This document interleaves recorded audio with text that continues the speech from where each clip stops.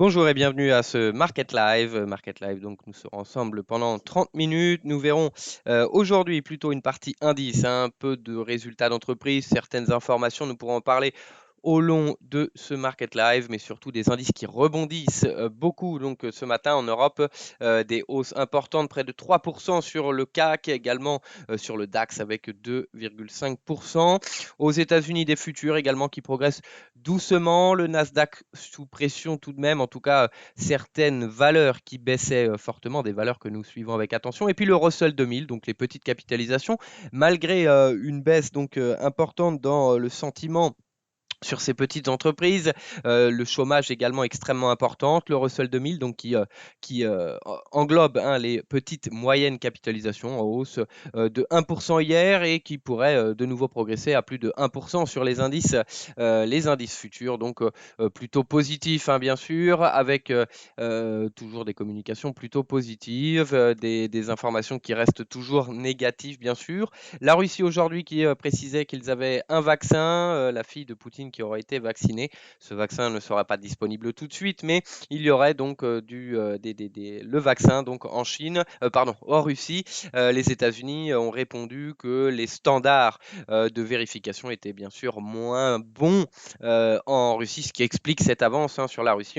On a l'impression de se retrouver à la course donc pour le premier sur la Lune. En tout cas, ici, on a des marchés qui restent euphoriques avec de très bonnes nouvelles apparemment, surtout sur les soutiens financiers, donc de nouvelles, un executive order, même si cela va être difficile à mettre en place, même si les évictions vont de toute façon arriver, si les personnes qui sont au chômage ne toucheront pas l'argent tout de suite. L'annonce a été faite par Donald Trump, un executive order, donc il a permis hein, de sauver certaines personnes aux États-Unis, a priori, même si cela va être très long et très dur à mettre en place. En tout cas, ici, on a eu effectivement des bons chiffres hein, à prendre avec parcimonie en Chine, un rebond sur le secteur automobile, mais qui reste toujours bien en dessous de ce que nous avons vu auparavant. Il y a également une publication, en tout cas des publications en Allemagne hein, sur la situation économique, l'indice ZOO, donc en Allemagne.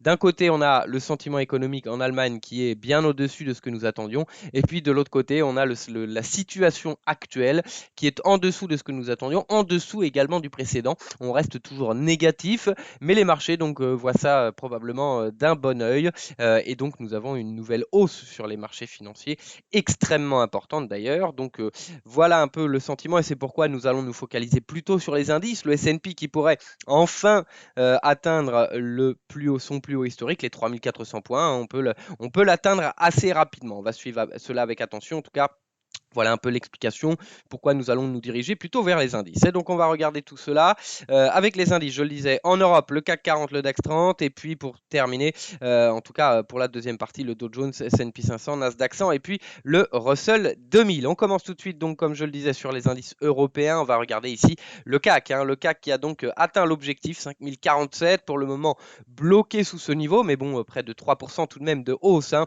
sur peu de nouvelles rassurantes comme d'habitude, mais tout de même, l'argent qui est en forte baisse, on voit des volatilités importantes hein, rapidement, hein, étant donné qu'on a les actifs ici, on peut regarder rapidement. Le pétrole également qui augmente, l'argent qui est en forte baisse, le cours de l'or également, hein, une correction tout de même, nous étions pas loin des 2100 au plus haut sur le cours de l'or et donc un retour ici sous les 2000, nous sommes à 1960 dollars donc, et l'argent qui est en baisse de 6,5% et pourtant le dollar américain qui est également en baisse actuellement. On regarde donc cela avec attention. Pour le moment, sur les indices, je le disais, donc 5047, retour haussier sur le plus haut que nous avons vu depuis le 23 juillet maintenant, toujours sous cette résistance, hein, qui est tout de même une résistance assez pertinente, on l'a vu à plusieurs reprises, hein, qui a mis en échec, qui a également servi de support, donc franchissement des 5000, franchissement de l'oblique également, hein, cet oblique ici à plusieurs reprises, on l'a vu, difficile de le dépasser, on va surveiller justement ce franchissement validé hein, de l'oblique qui permettrait probablement, et notamment des 5047, de poursuivre l'accélération haussière ici donc et de venir sur les plus hauts récents. On va regarder cela tout de suite en hebdomadaire, donc sur l'indice CAC. Voilà, peu de barrières au niveau hebdomadaire pour venir ici sur les 5200 points. Donc, on va surveiller, on va regarder dans d'autres horizons de temps, notamment le 1 heure. En tout cas, au-delà des 5047, on peut, en tout cas en hebdomadaire, rejoindre ici ce niveau de résistance qui est tout de même important. Hein, 5000, les 209 ici, 61,8 de Fibo qu'on regarde régulièrement, c'est Fibo, ce Fibo, pardon, de la baisse donc de 2000. Ici donc, en cas de dépassement, en hebdomadaire, on peut s'attendre à un retour sur les 5230, 5200 moyenne mobile. Donc 200 périodes, le Fibo de 61,8 et le plus haut qu'on avait connu le 8 juin. On va terminer ici en 1 heure donc sur le graphique du CAC. Voilà, cette accélération extrêmement importante qui nous permet de dépasser l'autre retracement de Fibo ici. On était au contact, hein, on en parlait d'ailleurs durant la séance d'hier, durant le Market Live du matin notamment. Nous étions en train de tester justement ces 4900 qui ont permis par la suite le rebond et l'accélération. On a cassé tous les objectifs ici. Nous sommes maintenant en train de tenter le franchissement des 5047. Donc au-delà de ces 5047, hein, on peut progresser, voir une accélération. On a ce premier niveau sur les 5120 et puis le plus haut qu'on a connu entre, donc si on revient un peu en arrière, ici ce plus haut donc du 10 juin qui est donc 5143 et puis ici donc 5153. Donc voilà le prochain niveau en cas de dépassement ici. On a les 5120 et puis 5150, 5163 donc en ligne de mire. Par la suite, donc je le disais, les 5200, on retrouvait les 5209, 5229 qu'on a vu en hebdomadaire et également donc les 5232 ici, le plus haut qu'on a connu depuis la chute importante. Voilà l'objectif avec cette nouvelle accélération haussière donc sur les indices, malgré toujours des nouvelles qui restent très décevantes. En tout cas, on voit une accélération au-delà des 5047, nouvelle accélération haussière. Hein. On va surveiller le maintien également hein, dans les jours qui vont suivre. Ce maintien au-delà donc des 5000, au-delà de l'oblique, même si nous avons une hésitation ici, ce qui paraît peu évident pour le moment avec cette nouvelle accélération. Une hésitation tant que nous sommes au-delà de ce niveau, on voit une accélération qui devrait se poursuivre. Un autre aspect technique hein, qui est donc sur ces 5230 qu'on a vu, ce plus haut ici. La moyenne mobile en hebdomadaire et également le retracement de Fibonacci en hebdomadaire qui correspond donc à cette moyenne mobile de 100 périodes et donc un objectif important. Voilà sur le DAX, pardon, voilà sur le CAC. On va continuer ici sur le DAX, même type d'accélération maintenant au contact des 13 000. Et donc, nous avons atteint et dépassé cet objectif, 13 010 points actuellement. On va commencer sur l'hebdomadaire. Ici, donc, l'hebdomadaire, au-delà des 12 620, on le disait, en cas de franchissement de ce Fibonacci. Donc, le Fibonacci qu'on a pris ici sur la hausse de 2016-2020. Au-delà donc des 12 620, les 12 954, 13 000. Et donc, au-delà, on peut voir une nouvelle accélération. On a ces 13 210 qui avaient mis en échec ici au niveau de 2018. Donc, 13 210, 13 000 ici ce niveau, donc pardon, en hebdomadaire. On va regarder des niveaux un peu plus précis ici en journalier. Donc la réintégration ici de l'oblique, ce support oblique là qu'on a connu donc à plusieurs reprises depuis l'accélération haussière. On va essayer de franchir ce niveau sur les 13 095 qui devrait permettre de rejoindre ici les 13 160. Donc quasiment le plus haut qu'on a connu depuis le rebond haussier, bien justifié en tout cas, et qui correspond ici à cette oblique à quelques points près, 13 320, 13 340 en objectif en cas de réintégration, de retour au-delà de ce support oblique. On va surveiller le franchissement par la suite. On atteindrait donc les plus hauts historiques. On n'en est pas loin. On va regarder sur les marchés américains dans un instant. Par rapport aux plus hauts historiques et sur cette cotation, un CFD, un peu de décalage avec le spread, on est actuellement donc à seulement 6% du plus haut, du plus haut qu'on a connu, donc du plus haut historique, pardon, sur le DAX. Hein, on pourrait atteindre, en cas de nouvel espoir, on pourrait atteindre donc ce plus haut historique. En tout cas, on est maintenant à 6% du plus haut historique. Donc en revanche, attention, on retourne On est toujours sur les niveaux, hein, toujours le plus haut de juin. S'il y a un retour baissier important, l'épaule, tête-épaule également, attention au retour baissier, ce qui est moins évident pour le moment.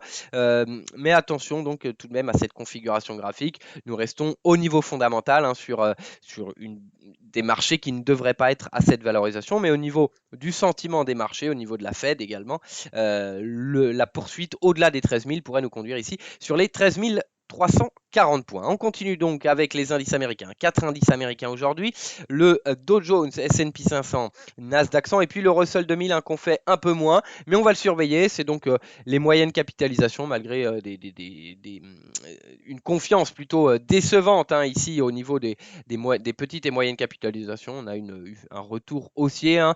La moitié à peu près du Russell 2000 ne réalise pas de bénéfices ou en tout cas des petits bénéfices. Mais de la même façon, on n'est pas très loin du plus haut historique. On va donc regarder cela avec attention, ce niveau. Je le disais, donc l'optimisme des petites entreprises. Voilà, c'était l'optimisme des petites entreprises qui a été publié ce matin donc aux États-Unis, à midi en tout cas, heure française, qui est bien en dessous de ce que nous attendions. C'est un indice, ou en tout cas oui, un indice.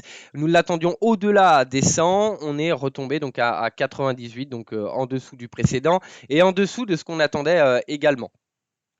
Donc voilà, plutôt mauvaise nouvelle hein, par rapport aux petites entreprises, mais on voit tout de même l'indice des moyennes, des petites et moyennes capitalisations, même si les petites entreprises peuvent comprendre beaucoup de petites entreprises qui ne sont pas cotées, mais le plus pertinent pour comparer, ça reste le Russell 2000 qui est en hausse, on le voit ici, on va le voir tout à l'heure. Le Wall Street, le Dow Jones ici, qui a donc validé le franchissement, hein, qui pourrait amener une nouvelle impulsion haussière pour venir combler ce gap sur les 29 000 points, donc loin des 30 000 points. Le Dow Jones ici, seulement 30 aux sociétés. Hein. On est, voilà, on est à 5% hein, sur la cotation CFD de la même façon, du plus haut historique, donc sur le Dow Jones, plutôt intéressant comme marché.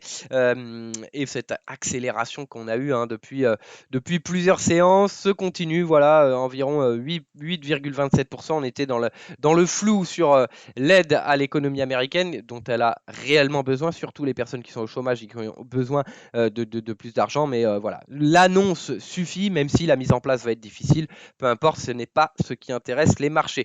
On va suivre avec attention hein, tout cela, même si les marchés ne s'y intéressent pas. Entre les évictions qui amènent bien sûr à des personnes qui vont être sans domicile. Mais au-delà, les personnes qui louent ces biens vont avoir du mal également à retrouver des personnes. Ces personnes qui louent les biens généralement ont des emprunts à rembourser et donc des risques de défaut encore plus importants au niveau des banques. Mais tout cela n'intéresse pas les marchés. Ici, nous sommes sur l'executive order notamment de Donald Trump. Il a été signé, donc peu importe la mise en place, peu importe le fondement réel qu'il y a derrière cet executive order. Et puis également des nouvelles plutôt décevantes, mais certaines, si l'on cherche bien, qui sont plutôt rassurantes, hein, donc plutôt haussier ici. On voit donc les 28 160 points à un niveau de support et de résistance qu'on avait connu avec les anciens plus hauts historiques. Hein. Ici, c'était un plus haut historique également. Donc un niveau que l'on va surveiller tout de même. L'objectif ici, au-delà de cette résistance. C'était une résistance importante des anciens plus hauts historiques ici. Et donc accélération sur une fois le niveau franchi, nous pourrions valider donc cet franchissement au-delà des 28 160, pardon. On va aller chercher ici ce niveau sur les 29 000, le comblement du gap, et puis il ne restera plus qu'à atteindre un nouveau plus haut historique sur les 30 000. En tout cas, risque moins important de baisse, étant donné qu'on a des très très mauvaises nouvelles, mais que cela n'impacte pas les marchés. Nous avons la Fed hein, toujours qui est bien présente, et puis l'administration américaine qui joue bien son rôle en précisant que tout va bien. Donc plutôt haussier comme d'habitude, mais au niveau fondamental, on est sur une baisse et un retour baissier important. En cas de retour, donc sous cette résistance des plus hauts historiques, attention au retour à la chute sur la moyenne mobile de 100 périodes. Pour le moment, c'est plutôt l'optimisme toujours qui fonctionne et les liquidités de la Fed surtout qui fonctionnent bien. On retourne ici sur le S&P 500, non loin également de son plus haut historique. Enfin, le S&P atteint ou est proche de son plus haut historique. Sur les CFD, voilà, moins de 1% donc de hausse par rapport aux cotations CFD ici. On est à quelques minutes, une vingtaine de minutes de l'ouverture des marchés financiers hein, aux États-Unis. Hein, on le fait en décalé actuellement. Et donc, une poursuite de la hausse, on a bien comblé notre gap, ce qui a amené à une légère attente, dans l'attente d'un nouveau rebond, hein, une petite correction, histoire de repartir à la hausse ici et de partir sur les 3400, qui est donc le plus haut historique sur le S&P. S'il y a un peu de communication positive en plus de que de l'eau, pourquoi pas. Munchin également, avec des pourparlers qui continuent ou autres. On pourrait avoir donc un nouveau plus haut historique ici dans la journée, hein, pourquoi pas. On est à moins de 1%. On est sur le futur, bien entendu, donc qui englobe une partie de la hausse actuelle. On va regarder ici en hebdomadaire, hein, voilà, tout très clair, retour sur les 3400, et puis par la suite on va aller chercher les seuils psychologiques pour commencer sur le seuil des 3500. Un retour, un maintien au-delà, donc envers et contre tout. Voilà, le double top ici, hein, le V-Shap est très beau sur les marchés financiers, il est beaucoup moins beau sur l'économie mondiale, même sur l'économie américaine, c'est plutôt l'inverse qui, en tout cas, on a un V qui dégouline un petit peu. Il est très beau en tout cas sur les marchés financiers, hein. Si en effet que de l'eau parlait de V-Shap sur les marchés financiers, l'objectif est atteint. Voilà donc avec ce US 500 qui est assez significatif. Mais quand on regarde les 5 premières capitalisations et les 495 autres, il y a une différence extrêmement importante, hein. C'est assez facile, en tout cas c'est un graphique que vous pouvez retrouver. J'essaierai de le mettre sur mon Twitter. La différence entre la valorisation et l'évolution des 5 premières capitalisations du S&P 500 et des 495 autres est assez intéressant. En tout cas, le V-Shap sur les marchés est bien présent, merci que de l'eau. Ici, au-delà, donc 3500 points, peu de niveaux à surveiller par la suite. On sera au-delà du plus haut historique. Un retour sous ces 3338, hein, qui correspond donc à peu près au comblement du gap. Attention au retour qui pourrait nous ramener ici sur les 3235. Mais les marchés sont bien optimistes, pardon, près de 3% de hausse sur le CAC. Le VIX également, hein, qui va bientôt tomber sous les 20. Hein. On est actuellement à 23. Normalement, c'est le sentiment de la peur. Il n'y a plus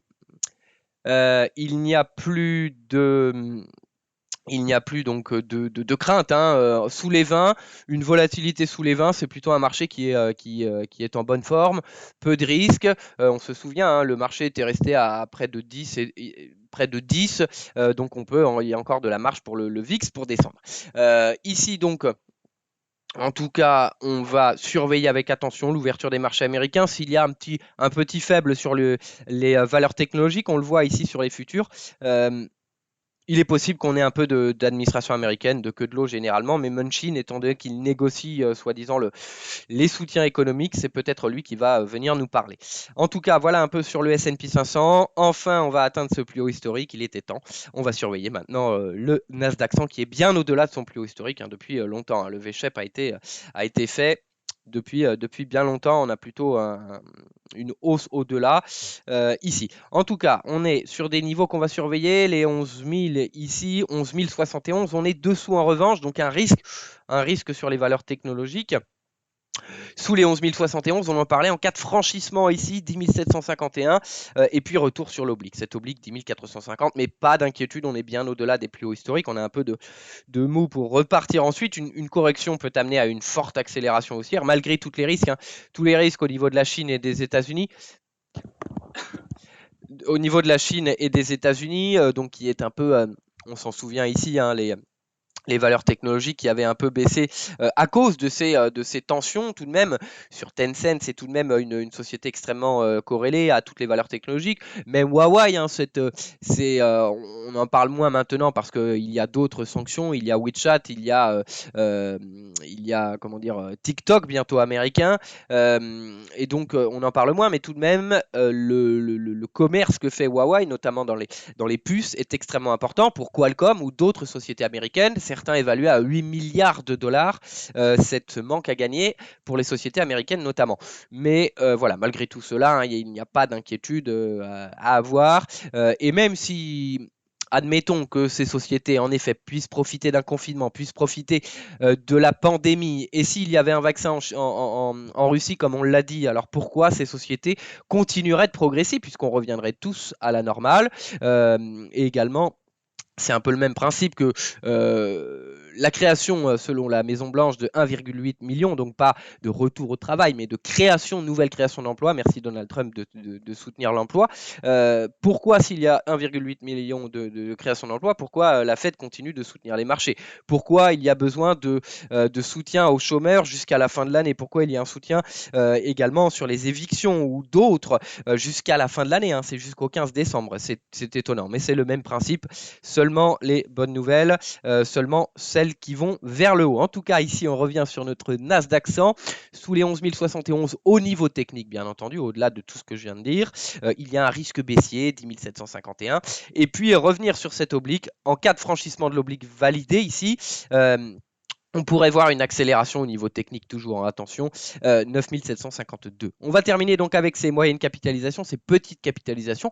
Malgré, je le disais, donc cette publication de ce matin, l'optimisme donc des petites entreprises qui est redescendu sous les 100, donc en dessous du précédent, hein, en dessous de ce qu'on attendait, mais surtout en dessous du précédent. Donc voilà, hein, tout de même des craintes. Le Russell 2000 qui est donc les 2000 plus petites capitalisations aux États-Unis, moyenne petite capitalisation, qui pour la plupart ne réalisent pas de bénéfices ou très peu. Voilà, on n'est pas très loin du plus haut historique non plus. Il y a quand même un peu de chemin à faire, hein. On n'est pas sur le S&P 500, mais voilà, hein, 6,50%.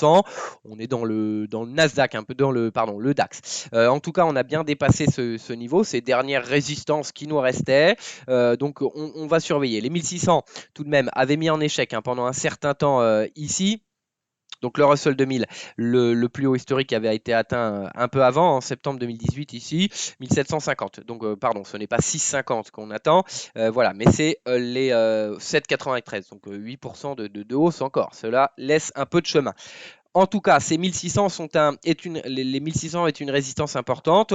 Ici, le range, on va le mettre entre les 1620, ces différents plus hauts ici, et puis les 1595, on est actuellement sur 1600. Donc 1620 en cas de dépassement ici, on peut voir une nouvelle accélération, peu de niveaux. Les seuls plus hauts au-delà de ces 1620, donc quelques mois ici en 2018, les craintes entre la Chine et les États-Unis, et puis ici qu'on a connu également avant la crise, donc avant cette chute incroyable qu'on a vue, et puis donc au-delà des 1620, c'est notre niveau qu'on va surveiller. On attend donc un retour, hein, vers les plus hauts historiques. En tout cas, premier objectif ici, sur les 1702, 1712 plus hauts historiques. Il y a un niveau intermédiaire qu'on va surveiller. Peut-être un ralentissement comme on l'a vu sur le S&P 500. 1678 sur le comblement du gap. Donc ici, en tout cas pour le moment, on casse toutes les résistances, notamment celle-ci, hein, sur les 1550, le plus haut du juin, et puis le plus haut ici de mars.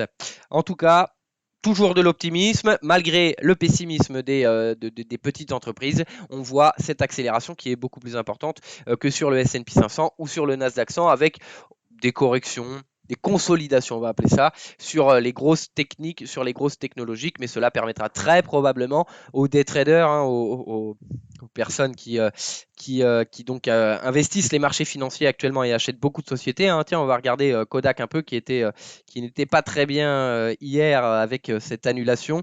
Voilà, hein, on est sur les moins 28% qu'on a connus. On va regarder, hein, l'évolution de Kodak, hein, c'est l'exemple parfait. Je le rappelle, sur Kodak, donc c'est 768 millions, c'est une parenthèse que je fais, 768 millions d'aide de l'État américain qui a été annoncé ici. On le voit moins parce que la hausse était importante, mais il y a eu une hausse extrêmement importante la veille, ce qui est tout de même étonnant. Normalement, voilà, on n'a pas le droit, c'est le délit d'initié, même si on connaît l'information, on n'a pas le droit de l'utiliser avant qu'elle soit divulguée, si c'est une information qui a teneur à évoluer, à faire évoluer l'action. Et en effet, cela a eu. Mais cela, c'est donc des investisseurs qui ne regardent pas à quoi va servir les 768 millions d'euros. De dollars, pardon. Alors, donc bien sûr, pour produire, hein, c'est une entreprise chimique, donc il n'y a rien d'étonnant là-dessus. Après, c'est une société qui doit avoir des capacités bien inférieures à ce que les États-Unis ont besoin. Et puis, bien sûr, il y a donc la chute.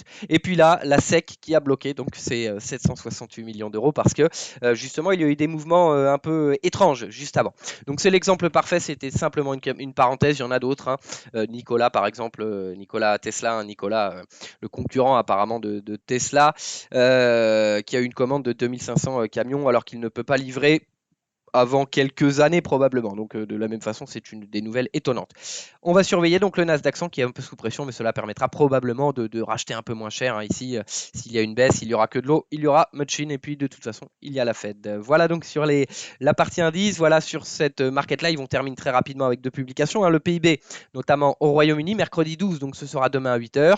On attend une baisse de moins 20,5%, hein, donc extrêmement importante contre le précédent, c'est pour le deuxième trimestre de moins 2,2. Donc voilà, hein, la hausse des marchés, la baisse du PIB.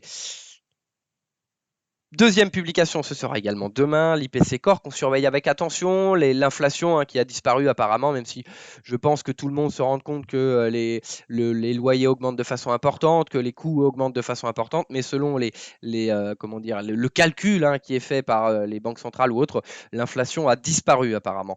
Donc tant qu'il n'y a pas d'inflation, il y a de l'injection de liquidité. On va surveiller l'IPC Core qui est tout de même comment dire, une composante justement qui sert à calculer l'inflation, reste assez basse. Ici, moins 0,2, 0,2 sur le précédent. Donc, a priori, pas de surprise. Cela serait étonnant d'avoir une surprise sur l'augmentation généralisée des prix. Il n'y a que les prix des actifs qui ont une inflation comme au Venezuela, comme le prix de l'alimentation au Venezuela. En tout cas, voilà pour ce Market Live. Ce sera les deux publications. Ce sera demain. Jeudi également, toujours l'emploi. Hein, plus d'1 million d'inscriptions au chômage. Mais apparemment, tout va bien sur l'emploi aux États-Unis. On va surveiller cela avec attention. Le Congrès, en tout cas, les aides, cette executive order qui est moins surveillée par les marchés, mais tout de même, on va le surveiller si c'est réellement mis en place parce qu'il y a des gens qui ont besoin de ces fonds de façon importante. Cela fait maintenant presque 2 semaines qu'ils n'ont pas de revenus. Pour les personnes qui sont au chômage, en tout cas, ils ont besoin de ce complémentaire. Et puis les évictions aux États-Unis, l'interdiction qui est finie depuis le 24 ou le 27 juillet, qui permet donc aux personnes qui ont des appartements de virer, proprement dit, les personnes qui les louent et qui ne payent plus. Donc attention, c'est un risque pour les personnes qui vivent dedans. C'est aussi un risque, bien entendu, pour les personnes qui ont les appartements et qui ont des prêts derrière. Voilà donc ce qu'on surveille. Les marchés toujours bien haussiers. On va surveiller tout cela à l'ouverture des marchés américains. En tout cas, merci à tous d'avoir suivi ce Market Live. Vous retrouverez bien sûr Alexandre Baradez demain à 11h. Nous, on se retrouve demain pour les matières premières à 16h. Merci à tous. Très bonne journée.